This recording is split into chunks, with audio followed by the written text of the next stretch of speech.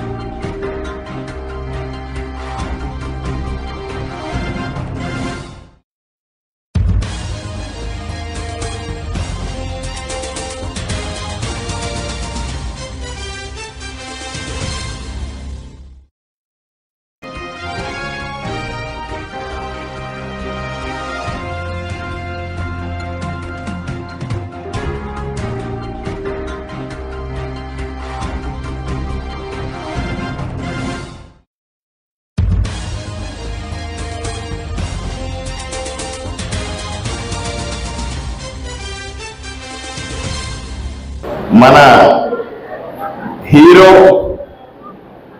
మన నాయకుడు, ఉప ముఖ్యమంత్రి శ్రీ పవన్ కళ్యాణ్ గారి జన్మదినాన్ని ఈరోజు మనం వేడుకగా జరుపుకుంటా ఉన్నాం. పవన్ కళ్యాణ్ గారు కేవలం నాయకుడు మాత్రమే కాదు, ప్రజల గుండెల్లో నిలిచేటువంటి మహోన్నతమైన వ్యక్తి, నాయకుడిగా మనం గుర్తించాల్సిన అవసరం. ఎందుకంటే ఆయన ఆషామాషి లీడర్ కాదు, ఏదో గాలి కొట్టుకొచ్చిన లీడర్ కాదు.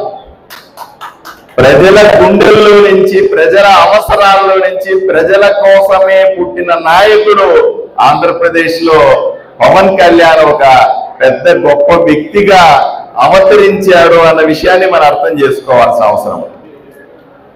మనం చూసాం 2014లో ఆయన జనసేన పార్టీ పెట్టాడు. పెట్టిన వెంటనే కూటమికి సపోర్టుగా నిలిచినాడు. అప్పుడే మోదీ గారికి కానీ, అప్పుడే చంద్రబాబు నాయుడు గారికి కానీ వెన్నంటి నిలిచి అప్పటి ప్రభుత్వం ఏర్పడడానికి, 2014లో కూటమి ప్రభుత్వం ఏర్పడటానికి ప్రధాన సూత్రధారి అయినాడు. తర్వాత 10 సంవత్సరాల పాటు ఆయన ఏ విధంగా ప్రజల వైపు నుంచి పోట్లాడినాడో మనం చూస్తా ఉన్నాం.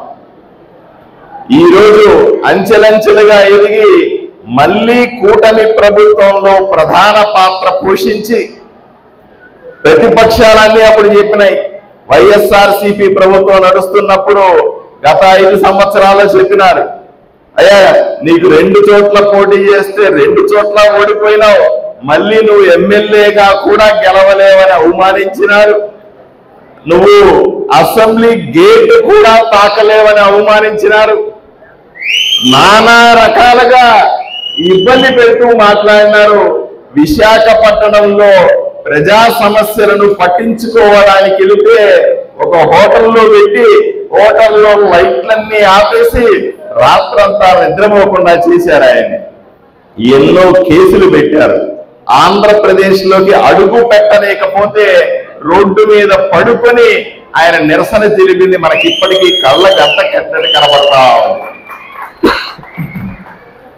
అన్ని అవమానాల మధ్య, అన్ని కష్టాల మధ్య పవన్ కళ్యాణ్ నాయకుడిగా ఎదిగి అయ్యా ఎక్కడైతే అసెంబ్లీకి రాలేవని చెప్పినారో అక్కడ ఆయన తనకిచ్చినటువంటి 21 మంది అభ్యర్థుల్లో 21 మందిని గెలిపించుకొని 100% స్ట్రైక్ రేటుతో వాళ్ళందరినీ తీసుకొని అసెంబ్లీలో అడుగుపెట్టి ఈ రోజు తాను ఉప ముఖ్యమంత్రిగా ప్రమాణ స్వీకారం చేసి ప్రజల కోసం ఈ రోజు కూడా బతుకుతున్న వ్యక్తి పవన్ కళ్యాణ్ అన్న విషయాన్ని మనం మరిచిపోకూడదు అని స్పష్టంగా చెప్తా.